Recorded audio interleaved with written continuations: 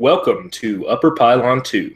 Our mission is to provide you with an in-depth review of every episode of Deep Space Nine in the order they were broadcast. Tonight's episode is Rejoined, and this is Chris in South Carolina. And this is Matt in Buffalo.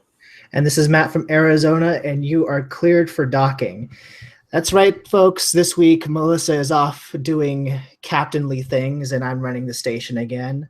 And it's only appropriate that I'm running the station for this Jadzia-centric episode, Rejoined. So without further ado, let's get right into it. Our synopsis tonight. Things get weird when one of Jadzia's past hosts, Past Flame, shows up to do some science on the station, and no, it ain't chemistry. This is the 76th episode of DS9. It first aired on October 30th, 1995. The teleplay was by Ronald D. Moore and Renee Echeverria. Story by Renee Echeverria, and it was directed by Captain Sisko himself, Avery Brooks. Guest stars this week include Susanna Thompson as Lenara Khan, Tim Ryan as Bejal Otner, James Noah as Hanor Pren, and Kenneth Marshall as Michael Eddington. Chris, you have the notes this week, so whenever you're ready, take us into Rejoined. And those two Trill will forever forward be known as the Gossipy Trill Boys, because I do not remember their names as I breeze through this episode. So, our teaser. Jadzia Dax is in Quarks showing off her magic tricks. Who knew? When the captain calls her away, he informs her that a Trill science team is coming and he recommends she take some leave. But Jadzia doesn't let her past lives upset her work. Or so she says. Meanwhile, Dax, Worf, and Kira greet the science team, including Khan, who used to be Dax's wife, as we break to opening credits. Well, what do we think? I mean, this episode is going to be filled with a lot of dramatic, and I think the term melodrama is going to be passed around a lot, and perhaps rightfully so. But, I mean, we don't get a whole lot of Jadzia-centric stories, and, you know, I would rather it be something that has to do with Trill society than something like Meridian. So the fact that we are dealing with something of Trill society is somewhat of a hook for me, so I'm not, like, checked out at this point. What's unfortunate, though, is that it's, like, 3/4 Meridian and then, like, a quarter Trill society. No, I mean... Maybe my balance is slightly off. I think your balance is slightly off. To me, this episode is... Well, first of all, it's not nearly as poorly acted as Meridian. That's for damn sure. Yeah, I mean, like, delving into the Trill Society, that's something that really pushed Equilibrium over for me. It's something that I gravitated to in Facet. Some people didn't, but I did. So, I mean, it's something that I enjoy. So I was with it at this point. You say this is Trill Society, but is it at all? I mean, it's very, very thinly a Trill story that I think is by and large completely abandoned at some point. True, but I mean, it has to do with something with symbiosis rules and stuff like that. So yeah. It's tenuous, but it's there. It reveals a slight thing with the, with the symbiotes. So it reveals the Trill to be kind of weird, very old-fashioned and archaic, kind of backward society a little bit. Yeah, well, sure, I suppose. I mean, that's what it is. Overtly, the storytelling is that, but it doesn't make them look all that progressive. I'll say that. I mean, we'll get into it, but yeah, and I think that's the it's the premise of the society that you have to go with for the metaphor that they want to tell this week, which I find it fascinating. We'll talk about it more, but like reading the behind the scenes material, they claim that was never like a thing for this episode, but it so clearly is. I'm good. Yeah, I'm gonna just go out on a limb here and say the actors, the writers, the producers, directors, whatever, they're all lying. They knew exactly what story they were going to tell, and they meant what they put up there. And when they claim, "Oh, this is just a love story," no, they were trying to be provoking a little bit. I mean, we're obviously talking about the homosexuality in this episode, and it's a subject that for once on this panel I feel qualified to speak to. And there were just too many things in the dialogue of the episode itself to where if that wasn't what they were going for, then they chose words that are usually and themes that are pretty heavily associated with the community. So it's either a massive coincidence or they were, like you said. No, they knew what they were doing. I mean, it's the same thing you see with the X-Files, or not the X-Files, sorry, the X-Men movie, where they have a parent asking a kid, well, have you tried not being a mutant? I mean, yeah, it's, but I mean, they're pretty open about stuff. the fact that that's definitely that's definitely an analogy. And I mean, Bryan Singer, who directed that film, is gay. So sure, but they're doing the same thing here. So when they argue, oh no, that's not the story. That's not what we were really trying to tell. We were trying to tell a love story. No, I'm not buying it. Well, I'm happy they told this two story. women. Well, and and I wonder too, like, and I'm not, I would never. We're not two women even. I would never accuse actors or directors of being purposefully deceitful. But what I wonder, and maybe some of the reception of this episode is justified, I wonder if that's the mantra that they had to go with in order to make it feel like it's acceptable to audiences in the mid-90s. Because, something that I do laud this episode for, even though perhaps it hasn't aged as well, as it did show a facet of society that really had no presence in any form of media in 1995, because I mean this was it was before Ellen DeGeneres came out on her show. It was before Will and Grace. It was the year before the Defense of Marriage Act was signed. So this was not like the best time for the gay community. So it does showcase it in a mainstream form, and so I think I do think it is important, and it's something that maybe biases me slightly for this episode, but I do commend that they did it. But no, this is definitely a story they should tell. I mean, I think it's only like 3 years removed from the first homosexual kiss on television, which was L.A. Order, or not L.A. Law. Yeah, L.A. Law was already off the air at this point. Right, but I think that show had the first homosexual kiss like a couple years prior to this. And I think they had like a picket fences episode that CBS made them reshoot a scene to have it be in the dark. So yeah, this is an episode that they should tell, and they should be proud to tell the story. The fact that the actors, everybody kind of had to roll back what they were doing, is what you were saying, I think, a reflection of the time. But no, you should tell the story and be proud of it. Right. And I mean, it's surprising that this is the first time that they're even kind of hinting at something like this. And it's the last time they hint at something like this until this year with Star Trek Beyond, where they just overtly do it. Oh, well, they dipped their toe very slightly into, what was it, the host, Riker, and the Outcast. Outcast, yeah. And the host was a Beverly's episode where she was with Trill. That was the first Trill episode. Yeah, and then she goes into a female at the end, and Beverly kind of turns away from it. But yeah, the first episode there of Riker, they tried, but they really pulled their punches in the story there by casting it as a female character, right. And like really trying to avoid it. But, this is for real the first time they're getting into it. And I suppose you could maybe take the stance that we're talking about nothing about the episode, by the way. We're just talking about the themes surrounding it. But I guess you could take the stance that it was somewhat more acceptable to do it this way because it's two women. I don't think you could do this with two men in the 90s. Oh no, you can always at least get behind of the titillation factor of it, That's exactly guys. It. Yeah, I mean, you don't get the gross, ew, gross kind of response from guys watching it. Right, which is, I wish they would have been bold at later when, spoiler, when Jadzia dies. I wish they would have brought Dax back as a man. That would have been interesting. But yeah. But anyway, let's move past the teaser. Yeah, let's get into the story so we'll dig more into this philosophy as we go on too, I think. Because I think philosophically this is a great episode, but I don't watch daytime soaps for a reason. All right, so we're in Quarks, and Kira and Bashir explain to a confused Quark how marriages work. Kira wants to know, where's the love? Dax and Khan are awkward lovers when they run into each other at a small gathering to welcome the Trill scientists. Dax humorously suggests getting in a screaming match to entertain the audience. Khan jokes that perhaps they could throw themselves at each other and profess their love and disregard for Trill society. But instead, they just decide to be mature, which is way more boring. Meanwhile, or not meanwhile, moving on to the USS Defiant, the science team is working on sciencey stuff, and Dax and Khan end up in another awkward situation in our first clip. Oh, is this a clip? Yeah, this is a clip.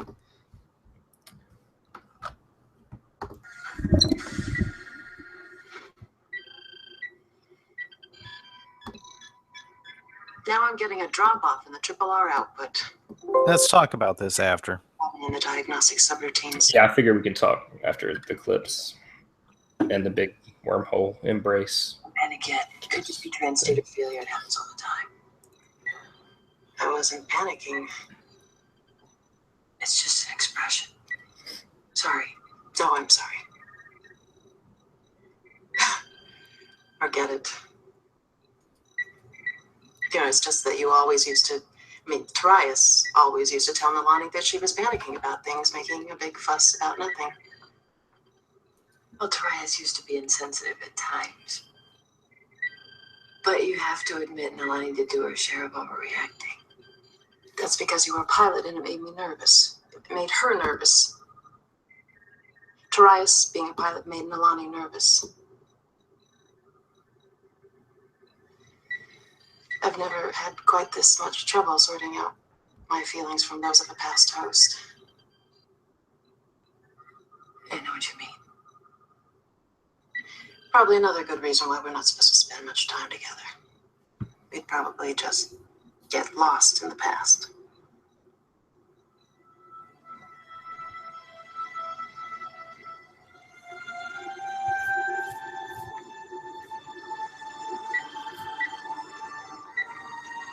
Let's try running the transducer diagnostic again. Okay. Got the violins to add that melodrama. Died. No. Try should have listened to her. The shuttle was not ready for a full impulse test, but Tarius had to do it anyway. And he was wrong. And whatever part of me is still Tarius is very sorry and wishes he'd listened to you.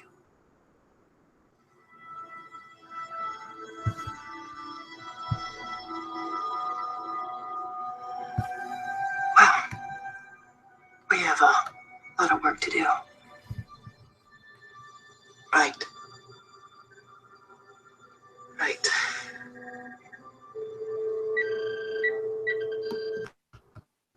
So philosophically, like, what's super cool about the Trill in this is that, and I don't think that anybody was forward thinking enough to really see this as they were writing, but this isn't just, like, we talked about the homosexual aspect of it, but this is more than that. This is beyond that. This is polygender.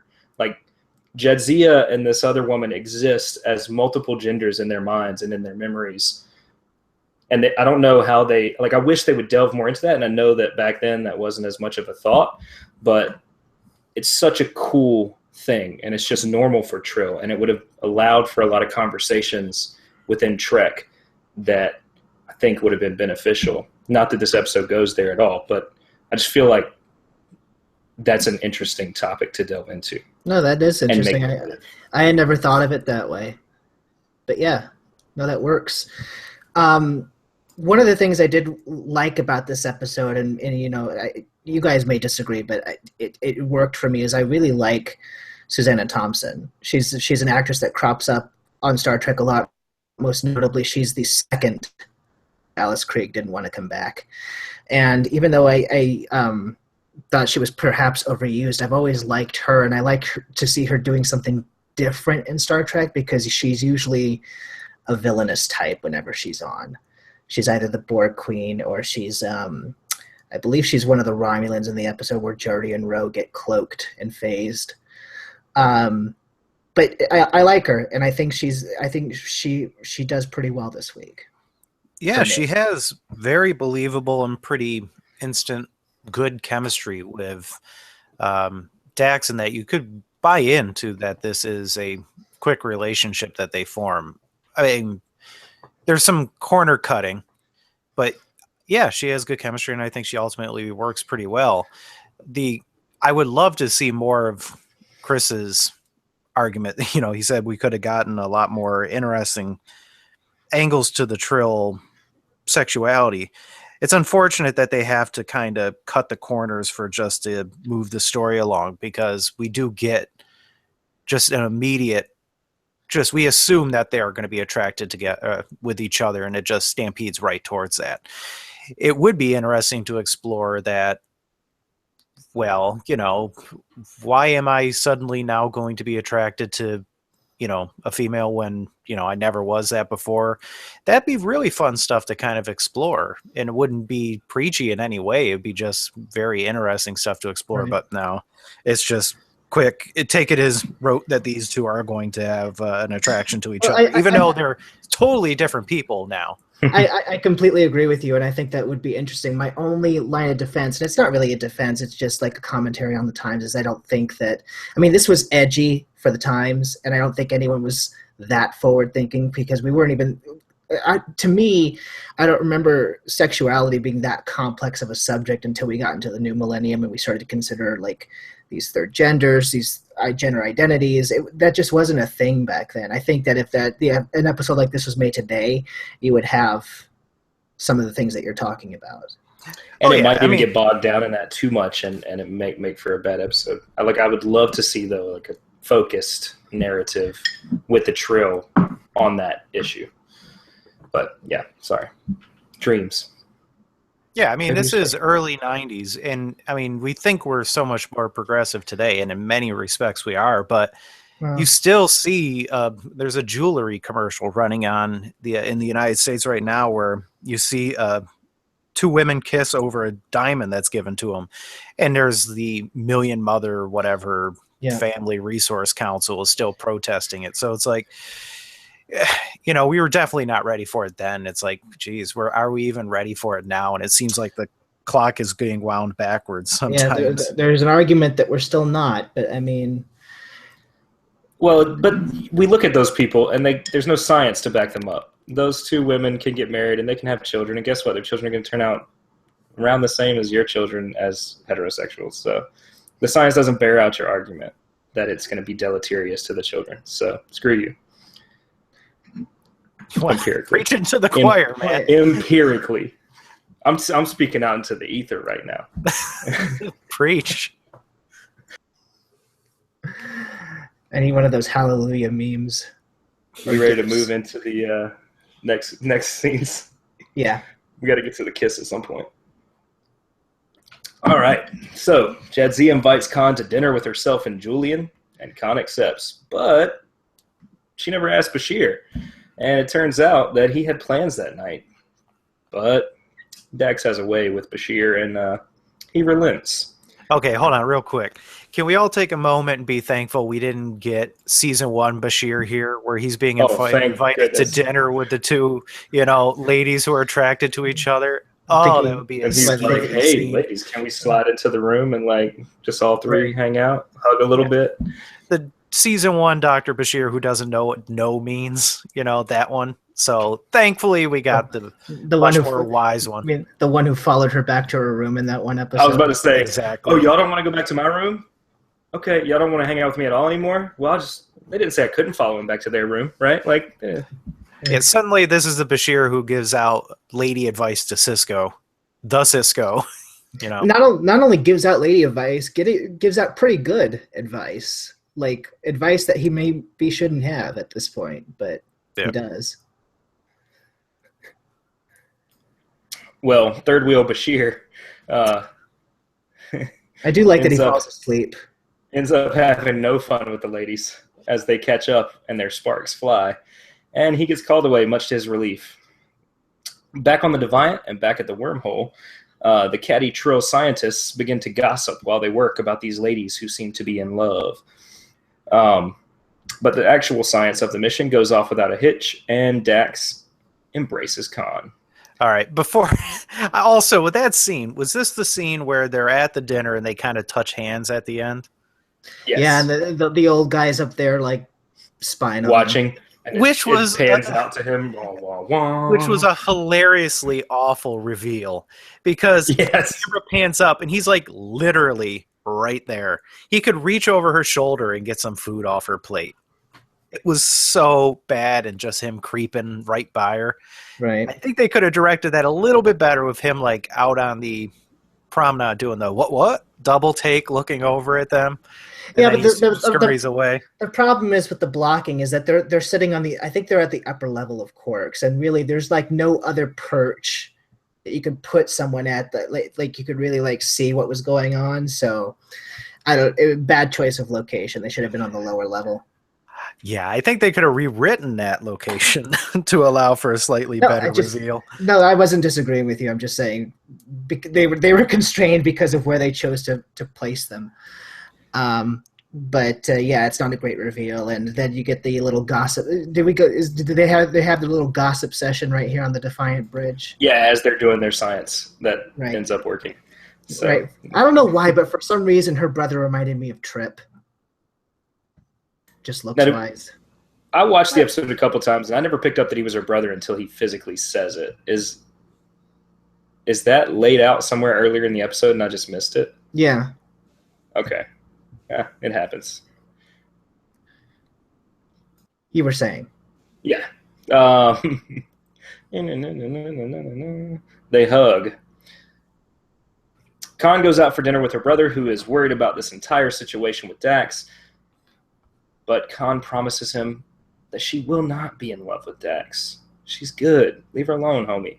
She goes back to Dax's quarters and is very upset about her encounter with her brother. Dax and Khan admit that they have not gotten over one another. And then they make out before Khan quickly leaves. Okay, so... Unless you were in the South, and then that scene just got cut out right of the episode. No, it didn't. Yes, it did. Did it? That's on Memory Alpha, yeah. What? And at least in at least one market, they edited it out. That's crazy. Which, okay, so obviously, I don't believe it. Well, it happened, but the music swells and that like tone of that kiss was very suggestive that was the first time they've had any sort of like intimate contact. However, if you go back through that scene where it's, for some reason, Dax decides to do some yoga between the coffee table and the couch. Very weird position for that, too. Very curious. But if you go back through and rewatch that scene, I think they definitely wrote it as if you could interpret them as already having sex the previous night. Yeah, but you're not supposed to. The scene tells you you're not supposed to. Sort of, but I'm thinking that it's not necessarily for sure that they haven't already crossed this line that they're trying not to cross. I think that they actually, pretty good chance I think you're supposed to kind of think maybe they did upon a rewatch, but because it's like, we don't want to give them the wrong impression or the right, because one of them comes back at the other saying, but we are doing this. So it can go either way. Yeah, I mean, I guess I never picked up on that because the episode so clearly wants to build up to this moment. This is like the exclamation point moment of the episode. And, just reading about some of the reaction to it is about what you would expect from a mid-90s audience. Hell, it's probably what you would expect if it was like done today, given what you said about the commercial, which I've seen. But I mean, like I said, I think what pulls me through it is I like the chemistry between Terry Farrell and Susanna Thompson. Usually we talk about how these one episode romances are usually no good, and they're I mean, this one is no exception in the melodrama department. But at least I can mostly go with it in the sense of it's two pretty good actresses holding their game, and I think it's good that a story like this is coming now when Terry Farrell, I think, pretty clearly has a handle on who the character is. I don't know if this is a story that would have worked when she was still trying to find the character in seasons 1 or 2. No, definitely not. She did a very good job, I think, for 95% of the episode. Only when she has to get overly emotional at the end, maybe not quite as good. But Yeah, they did a good job of not making this kiss that overly sensationalistic whatever. And it also helps that it's not like Plato's stepchildren where they're being coerced, because Right. that was kind of the out that we got from when Star Trek did this the first time. This is them making the decision, and it's just a very nice moment. It's Mhm. hard to imagine anybody would find too much, issue with that. But, Well, you say that, but I know, we got to talk about it a little bit, I suppose, but it's just that weird, typical American Puritan mentality where it's boring. People have mentioned it so much, but how many people do you think wrote in to complain about all the Klingons stabbing people to death in the first episode of this season? Anyone? Kids were watching that just fine, but watching two consenting adults who obviously have a lot of in common, shared history, respect, passion for each other, barely kissing each other for like a half a second. No, we can't have that. plus, It's I mean, just like thoroughly missing. This is what I don't like about it, because it came up again this year with the whole Sulu thing in Star Trek Beyond. Just people missing the point of Star Trek. how are you a Star Trek fan? For the stuff that matters, the stuff that really matters in Star Trek, how are you missing it that badly, that wildly wrong to be upset by this? Right. And I it's mean- just good. I mean, How do you live in 2016 and not have any social contact with someone of that, mindset? Like, how do you, Well- I just don't understand how you can live daily life and not have any social contact with at least somebody. Well, I mean, we and got to do that look at it. backwards.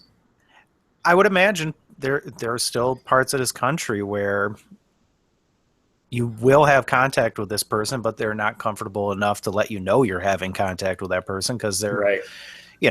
in not exactly the most friendly places to embrace that type of, I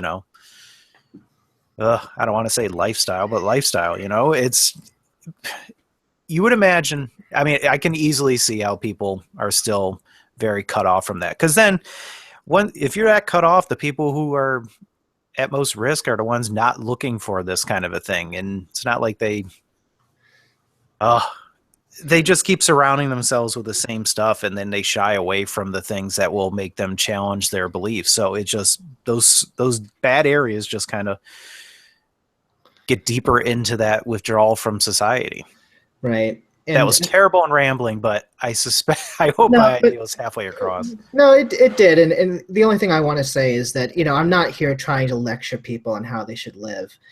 But I do think that if you subscribe to being a fan of not only Deep Space Nine, but of Star Trek as a franchise, and you really truly believe in the principles that it teaches and, acceptance and infinite diversity and infinite combinations, I don't understand why this would be a problem, but apparently it was. And it was a whole, it's what people usually resort to when things like this come out, which is what Matt said. It's that whole, but think of the children argument, which I can't stand, but that's just me.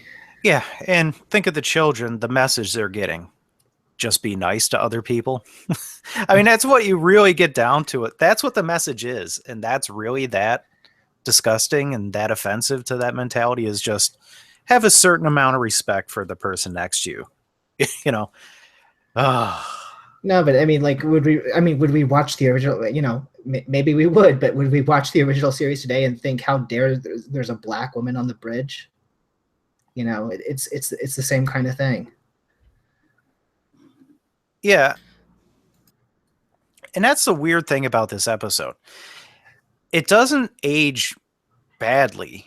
That's not making it sound right. This episode ages weirdly in that I'm watching it and it's like, you just want to scream at everyone of like, this isn't a big deal. Just shut up and let them do whatever they want and let's move on. I know And exactly what you mean. Like I didn't know what the right words to say about this, because it doesn't age badly. It's not like you're telling an anti-progressivist message at the end of the day, but it does. It exists now, I think, in this weird limbo time capsule of 1995. I mean, the message is still good, but I think that this was a topic that was the subject of much hand wringing in 1995. That I don't think it would be as, like you said, I don't think it would be as stressful a choice today. And it's like the message is mostly good, and we're cutting ahead. But the part where I was getting really angry at Ben Sisko when he has the final talk with Dax. Oh, we gonna clip it. It's a clip. Oh, it's a clip. All right, I'll hold off then for that. Let's get there, because I think we talked enough about the kiss and what it meant to society and how people responded to it. And, who knows what the reception would be like today. That would be very interesting to find out. Well, I mean, we get shows like Jessica Jones and stuff, which are in the same thematic genre, kind of an idea broadly as Star Trek. And there's lesbian relationships in that. Is there anywhere near the big blowback? I think to a large degree, things have gotten better where it's more generally. I think that there's not blowback though towards that, because Jessica Jones is so aggressively feminine that most people are going to tune out in the first few episodes before that stuff happens if they are in any way affronted by femininity, right? Like that show is so, I love it now that I've watched the whole thing, because it is so aggressively feminine. But that's a whole other subject, and nobody's listening to our podcast for that. But I think that, most people are tuning out from that before they get to anything. Anyway, Dax seeks Benjamin Sisko's advice regarding what she should do, and that's going to be our next clip so that Smonsky can talk about it. I don't know what to do, Benjamin. What do you want to do? Throw myself better, profess my undying love and my complete disregard for Trill Society. A joke Lenara made at the reception. Doesn't sound so funny anymore, does it? Not really. You don't think I should pursue this, do you? No. Okay. Why? Because I remember what Curzon used to say about reassociation. That it didn't matter whether he agreed with the taboo or not, because the price for violating it was too high. Exile. I know what Curzon used to say. And I'm not Curzon. And you're not Tarius either. You're Jadzia Dax. And you have a responsibility as a joined Trill to never... I didn't come here to hear a lecture about my responsibilities. You came here for advice from a friend, and that's exactly what you're getting. You're right. I'm sorry. I know this is difficult for you. I know how you feel about Lenara. But I want you to think about what will happen if you pursue this. If you're exiled from Trill, there will be no further hosts for your symbiont.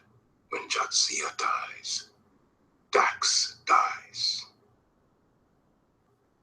That goes against everything you were taught during your initiate training. You've told me again and again that each host is only a link in a chain. And that the life of the symbiont, no matter what happens, must go on. I know that. And I believe in that. But I also know I love her, Benjamin.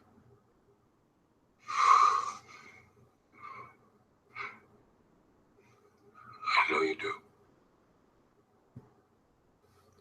If I were in your position, I'd probably be just as ready to throw away everything for the person I love.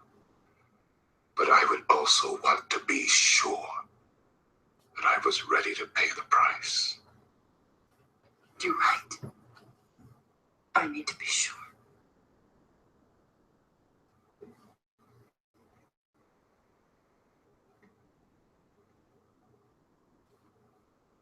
But if you're sure, if this is what you really want, I will back you all the way.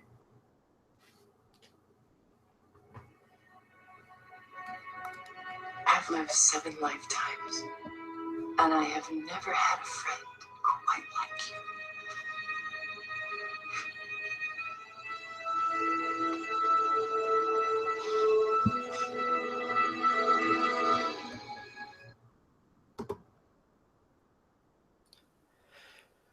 All right, so that clip, I think, does a pretty nice job of illustrating, to me at least, why this episode is that ages very weirdly.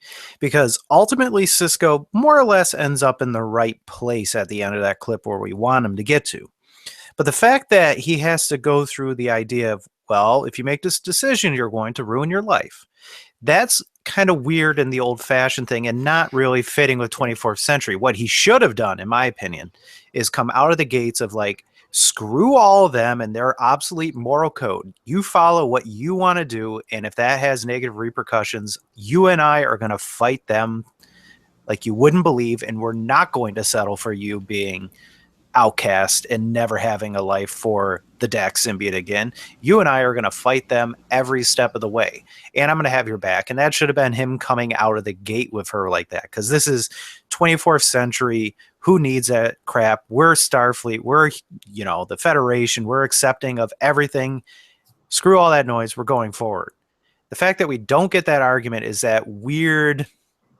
This is that weird time capsule thing that we don't get that response. And I wonder if it was put in there as sort of a, I don't know if it's a commentary on. I don't know if it's anything like that. But I wonder if it's put in there to either acknowledge or I don't think they go far enough to denounce the whole this is a choice lifestyle language, because that's clearly what they're alluding to, I think, in this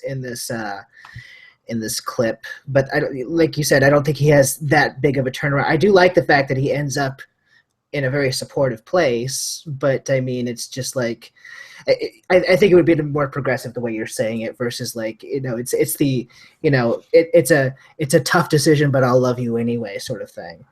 Yeah, and that doesn't quite feel. It feels right for this being a 1990s TV show, but for it being a 24th century setting, it doesn't feel right. And it feels it's weird. It feels a little archaic in 2016. Well, we've made a logical leap though into, and I know probably rightfully so, but just within the story, what they're talking about, he has this innate knowledge that in Trill culture, if she does this, something terrible is going to happen. It almost sounds like she's going to lose the symbiont. Well, no, what it is that if she does this, she's exiled, which means that when she dies, they're not going to put the Dax symbiote in a new host. They're just going to let it die. Which is pretty awful, right? Like you're making a decision for extreme. I mean, for like 8 lifetimes of things. I think that what he's saying though speaks to the gravity of what she would be doing beyond just what we're saying, right? Like we've made a connection, but dramatically and for what the episode is doing, this conversation makes a little more sense than we're giving it credit for. It does, and it highlights for me, like it just. I realize it's a story conceit that they had to go with for this episode, but I mean, this whole, as much as I like learning about Trill society, this whole taboo of association or reassociation, it's so extreme. And it's extreme to a point where like it doesn't make much sense, and like I wonder why it stops at lovers, but not friends. Because like if this whole reassociation thing is so bad, then she shouldn't even be on the station because of her past with Cisco, and Esri shouldn't even be there to begin with because of her past with everybody. So and doesn't she reassociate with Worf? Somebody at some point? So I mean, it's and you wonder what would be there, what in their history, and if there had been time to build that up, if this could have been a more powerful story. But ultimately, that's not what they were doing here. Well, this was all about the kiss. I mean, not to mention the fact that I realized it was their first episode and they didn't know exactly what the Trill were, but the fact that at the end of that Next Gen episode, the woman wants to get back with Beverly. Right. Reassociation right there. She's ready to let her symbiont die. That's interesting. Retcon. I can only imagine the headcanon is that if it's two symbionts always reconnecting back to it themselves, it will always they'll just form little insulated communities. I don't know why they would make that assumption. These people would still be traveling the stars or whatever, but the fact that these two symbionts would always just keep connecting back to each other without diversifying connections, I guess, is their argument.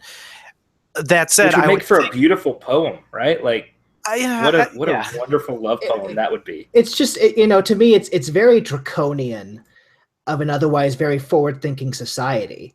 So yeah, and Dax has always represented that progressivism in this show, and so that's why this, to me, and this part of Trill culture just seems out of nowhere. it's almost as if they forced this trait on them to make a very overt commentary on human sexuality. Right, and that's ultimately what it is, and it does. I mean, like I said, I like learning about Trill society, but this don't make no sense, and so like it does ding the episode somewhat in my eyes. But what are you gonna do? You have to go with it for this episode. And I think we're gonna go ahead and move on to the end here, because it's a quick sprint, and we can finish this off. Anyway, on the Defiant, the team is back at work on science. There is, of course, an emergency where Khan is in mortal danger, and so Dax literally walks through a green ring of fire to save her. Now, stop right here, because I got a question for the panel, because I was debating this as I was watching this episode. What if, now it probably robs some of the dramatic stuff here at the end, but I mean, if they're trying to parallel the fact that this couple was ripped apart because Torias Dax died, what if they let Khan die at this point? She's not able to save her. I think that dramatically that does a lot more for the character, leaves a lot more for her to think about, and stuff you can play off of later. And I didn't think of that. I kind of knee-jerk reaction is I'm like, I think I would like that more ultimately, because we get is Star Trek trying to give us a message here, but they cop out at the end. Yeah, that's ultimately where I kind of went back against myself, but it's something that I briefly considered for like the time that I was watching this, because they did set this up, because they talk about how Torias died. And they talked about how it had to do with his work. He was so obsessed with his work, and he just wanted to prove that his stuff worked. And that's kind of what she's been doing this whole episode. We haven't talked about it, but she's here trying to make this artificial wormhole thing happening. So, I mean, it fits with what they're setting it up, but ultimately, yeah, it would take away the point of this episode, I guess. But it's something that I thought that was a weird what-if scenario that I wanted to gauge everybody's reaction to. No, I think it would make the point a lot better, actually. I'm going to side with Chris with this, I think. Go on, Chris. Because ultimately the point that we end up with is, hey, if society says it, you got to live with it. Yeah. Whereas in that case, it would have been like, well, there's nothing I can do, but I was ready to change my society, right? So like, I think there's a whole lot more there if you let her die. I think you just ruined this whole episode for me. Yeah, I want your episode instead. Yeah. See, maybe it could have worked, because maybe by the time she gets to where she is dying and there's nothing that she could do, but you find out, it's cliche, but like you find out like on her deathbed that she would have done it. Oh yeah, you need that scene at the end. You can't just have her incinerate in the green flames. Yeah, you need that last scene of her, Dax holding her, cradling her to, while she's dying. Oh yeah, Jadzia gets her out, but she's dying. She's on her way to the afterworld. And then maybe get the symbiote out or something and into somebody else, and then maybe that connection is lost. I don't know. Who knows? There's a better episode. We're talking a hairy, gross old man that Jadzia has no interest in. It goes straight into Abe Vigoda. Yes. That would be awesome. But I mean, I'm not so in love with this Khan anymore. Thank you. But no, I think it just would have been interesting, and it would have been very DS9. And if we're gonna go if they're gonna go with this whole star-crossed lovers metaphor with this homosexual undertext, let's go the full Romeo and Juliet. Let's have one of them die. And ultimately, if we're in the 90s and we're not ready to make a full-time lesbian relationship on television, they can't be together in the end. I'd rather have it be they were going to, but fate decided that they couldn't. Not society said they couldn't, because that kind of rolls back what the point is. Yes, you made a much better episode. Right. Well, I just ruined this episode for everybody. I'm done for the evening. Good night, everybody. Including 1 star. Well, she walks through literal green fire to save her, and they decide they never want to be without one another again, at least for this moment in this scene.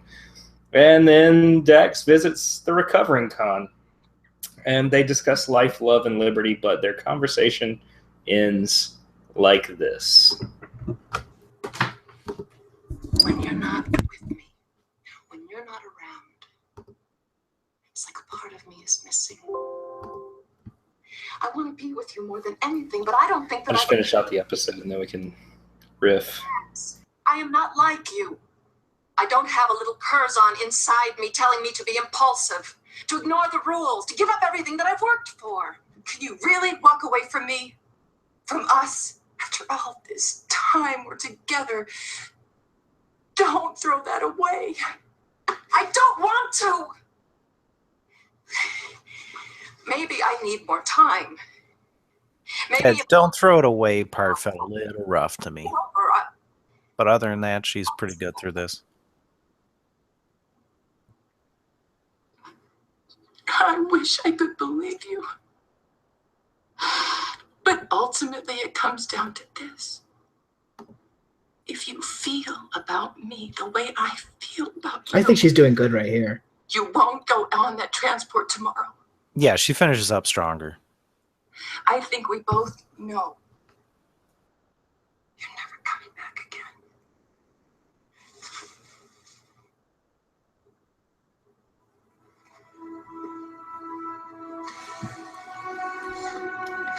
Got that door for the end.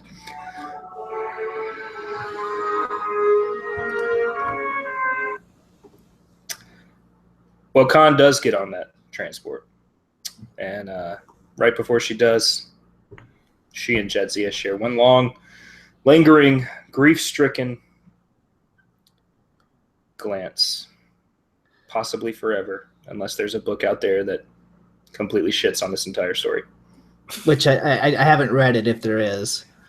Okay, so let me continue my rewrite of the ending of this episode, because ultimately, dramatically, acting-wise, I mean, I know you said during the clip, Matt, that Terry Farrell got a little iffy when she started to cry, but I think she finished strong, and I think the performance between those two in that scene is very good. What I would do in my rewrite to keep the ending with her dying is I would cut this scene and put it after shortly after the kiss, because then we can intimate that they were sexual that night, which I think they were possibly going for. And you could have this conversation about what do we do next, and this conversation could pretty much play out the same way. And we leave it on this question of like, what are they going to do? And then you have the scene on the Defiant where the accident happens. She's not able to save her in time, and then you find out in the last seconds of the episode as she's dying that she would have done it, and then you just fade to black. Yep, much better. Hey, yeah, this episode builds a certain amount of momentum, and we want it to go in a certain direction, especially now looking at it through a 2016 lens. And then when they falter pretty badly at the end and like don't give us what we want in a not a good way, in my opinion, yeah, your episode would give it to us in like a good tragic ending. This episode ends tragically, sort more or less, sadly, but not in a good kind of like, oh, that hit me moment. See, that's why I said this episode ends sadly. The way I think I rewrote it, that would be tragic. Sure, yeah.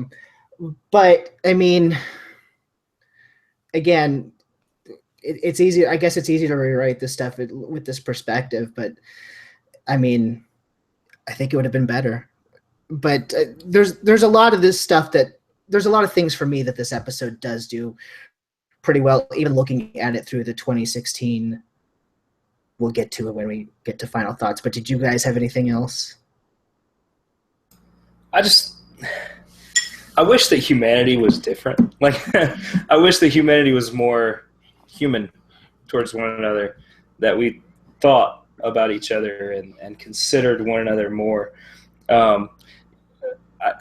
This is kind of topical, and we don't usually go into topical things, but like with Fidel Castro dying, like I've been reading a lot of this stuff about his life and how awful he was, but also how many great things he did and like his whole philosophy and things. And things are so complex in life.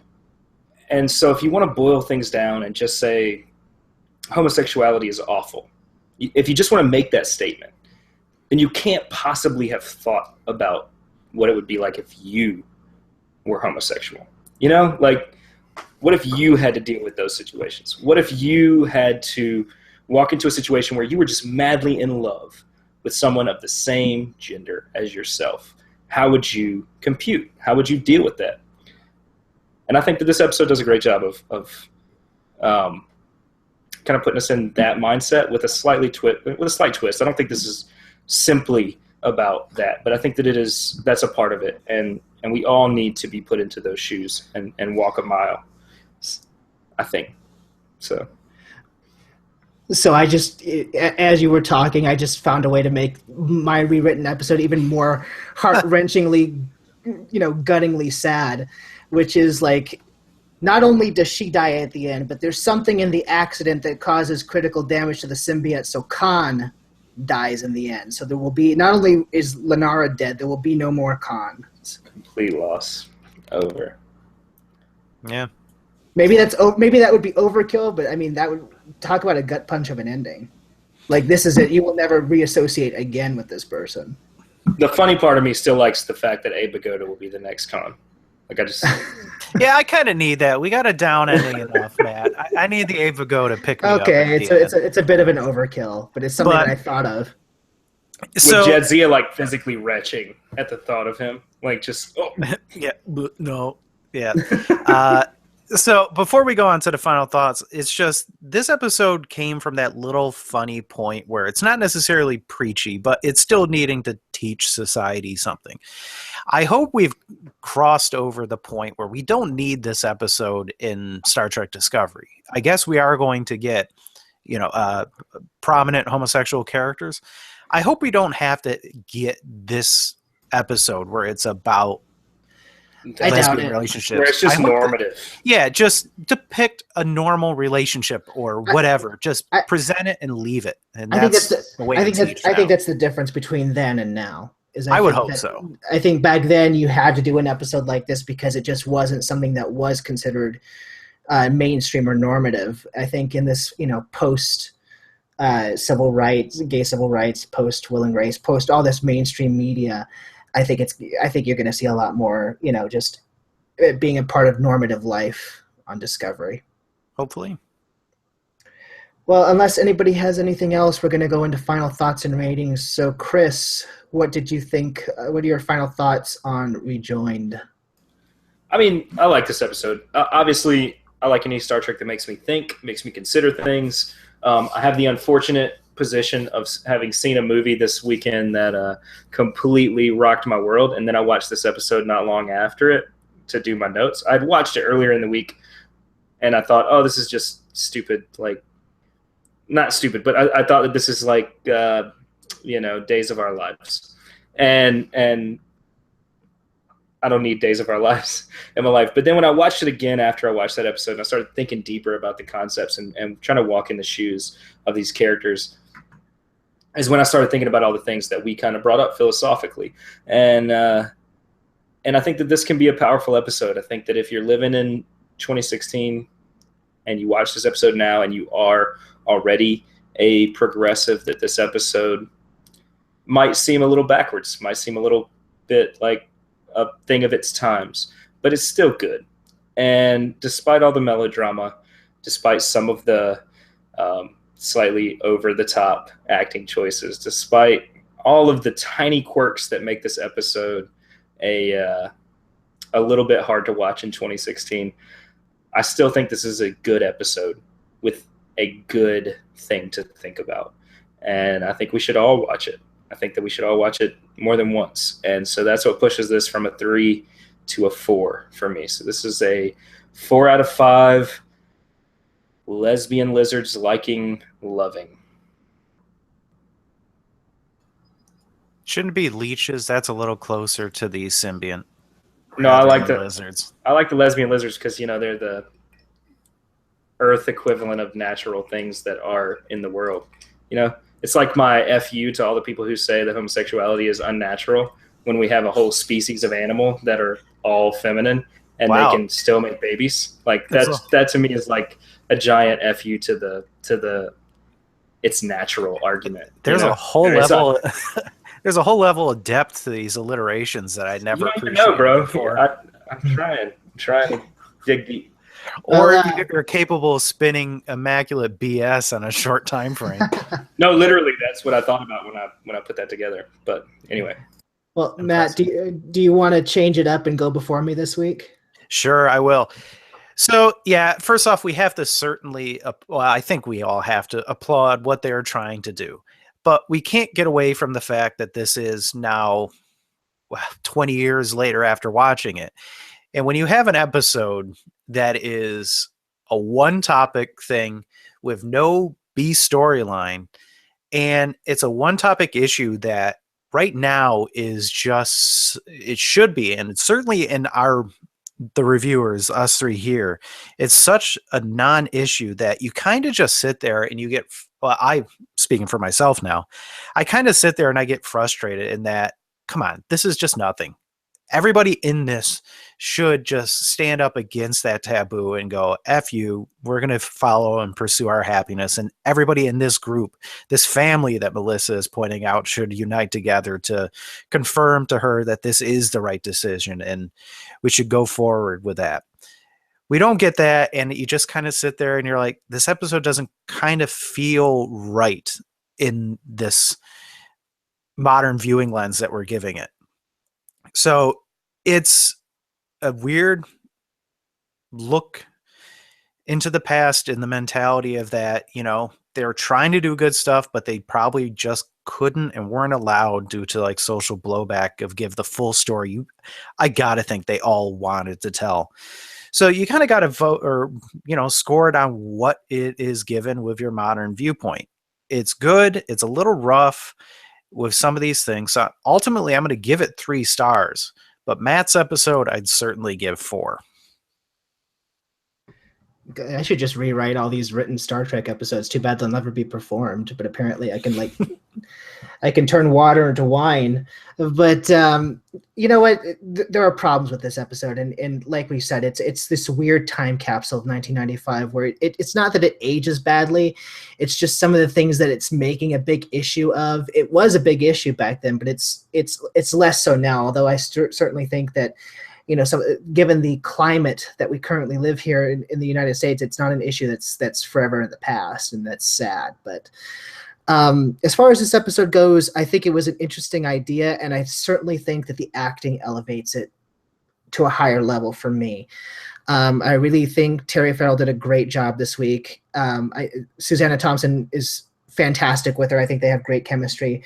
And ultimately, the message that they're trying to show, I mean, they don't do it perfectly, but as someone who is a part of the gay community, representation really matters. And I think that being visible on a show like this that has always championed social progressivism, it's no small feat for someone like me to see it being represented in the most positive way it could be in 1995 terms. And that's why, even in today in 2016, when you finally get, Sulu in Star Trek Beyond, just those 10 seconds, they may mean nothing to people watching them, but they mean the world to people like me and to others like me. So just the fact that, it's like what Whoopi Goldberg said about Uhura, we still exist in the 24th century, in the 23rd century. And that's just a nice thing to see. So ultimately, I feel a very deep connection with this episode, even though I think it could be a lot better. So I'm going to give it a 3.5. And that about does it this week for Rejoined. And we've brought back the feedback section. So send us in your feedback. We're going to start releasing the feedback sections. With starting with season 4, you're going to hear The Way of the Warrior, and we're going to go from there. So there are many ways to contact us. You can send us an email at UP2podcast@gmail.com. Leave a comment on our forums at forum.trekmatefamily.com. Tweet at us. Our handle is at UP2 Podcast. Like us on Facebook at facebook.com/upperpylon2. And you can reach all of us personally on Twitter as well. For me, you can reach me talking about anything nerdy, Star Trek, Marvel, what have you, at mhansen0207, HANSEN. And I can be found at ProSub0 for any nerdy needs.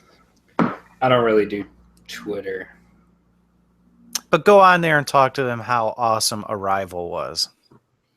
At Carnivore J. At Carnivore J. Also, 2 5-star iTunes reviews really do help out the show and like, get our names out there. And so if you'd be so kind, please leave us a review on iTunes and we will read it on the show. I think that about does it this week, guys. So we'll see you next week with Starship Down. Is that our throw to the end now? Yes. It is when I'm here because I think that works. You must not lose faith in humanity. Humanity is an ocean. If a few drops of the ocean are dirty, the ocean does not become dirty. This is Chris in South Carolina. I'm Matt in Buffalo, and remember, all the best people have bad chests and bone disease. And this is Matt from Arizona, closing hailing frequencies. Docking clamps are open and you are cleared for departure.